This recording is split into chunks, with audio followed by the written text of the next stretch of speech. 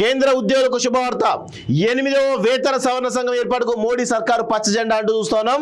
So ప్రధాని నరేంద్ర మోడీ నేతృత్వంలోని కేంద్ర కేబినెట్ గురువారం ఢిల్లీలో సమావేశమై పలు కీలక నిర్ణయాలు తీసుకుంది. కేంద్ర ప్రభుత్వ ఉద్యోగులకు 8వ వేతన సవరణ సంఘం ఏర్పాటు 3,984 కోట్లతోటి. సో ఆంధ్రప్రదేశ్లోని శ్రీహరికోటలో 3వ లాంచ్ ప్యాడ్ ఏర్పాటు నెలలు ఇందులో ప్రధానమైనవి అంటూ చూస్తా ఉన్నాం. సో 8వ సవరణకు సంబంధించినటువంటి దానికి ఈరోజు కేంద్ర ప్రభుత్వం ఒక గుడ్ న్యూస్ చెప్తున్నట్టు తెలుస్తోంది. దానికి ఆల్రెడీ ఒక కమిటీ వేస్తున్నట్టు తెలుస్తోంది.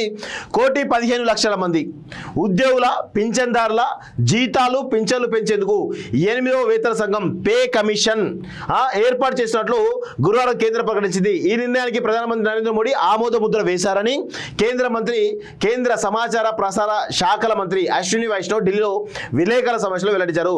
ప్రస్తుతం 7వ వేతన సవరణ సంఘం కాలపరిమితి 2026తో ముగుస్తుంది. ఈ నేపథ్యంలో ఆ తర్వాత కొత్త వేతన సవరణ అమలు చేయడానికి వీలుగా 8వ పే కమిషన్ ఏర్పాటుకు ప్రధాని మోడీ నేతృత్వంలో ఢిల్లీలో సమావేశమైనటువంటి కేంద్ర మంత్రివర్గం నిర్ణయం తీసుకున్నట్లు చెప్పారు.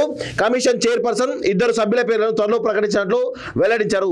వేతన సవరణ అమల్లోకి రావడానికి ఇంకా ఏడాదికి పైగా సమయం ఉన్నందున ఈ సంఘం భాగస్వాములందరితోటి విస్తృతమైన సంప్రదింపులు జరిపి సిఫారసులు చేస్తుందని అశ్విని వైష్ణవ్ వెల్లడించారు. 45 నెలల్లో బాహుబలి లాంచ్ ప్యాడ్ ఏది శ్రీహరికోట సంబంధించిన దానిలో వేతన సంఘం అంటే ఏంటి అంటే ఒకసారి చూద్దాం. దేశంలో గల సుమారు 50 లక్షల మంది కేంద్ర ప్రభుత్వ ఉద్యోగులు 65 లక్షల మంది పింఛన్దారుల వేతనాలు భత్యాలు ఎంత ఉండాలో నిర్ణయించడంలో వేతన సంఘం కీలక పాత్ర పోషిస్తుంది. ప్రస్తుత ఆర్థిక పరిస్థితులను దృష్టిలో పెట్టుకొని ప్రస్తుతం ఉన్నటువంటి జీతాలు పింఛన్లు ఎంత మేర పెంచాలో ప్రభుత్వానికి సిఫారసు చేస్తుంది. ఈ నివేదిక ఆధారంగా కేంద్ర ప్రభుత్వం వేతన సవరణ చేపడుతుంది అంటూ చూస్తా ఉన్నాం. సో ఇది చాలా ఇంపార్టెంట్.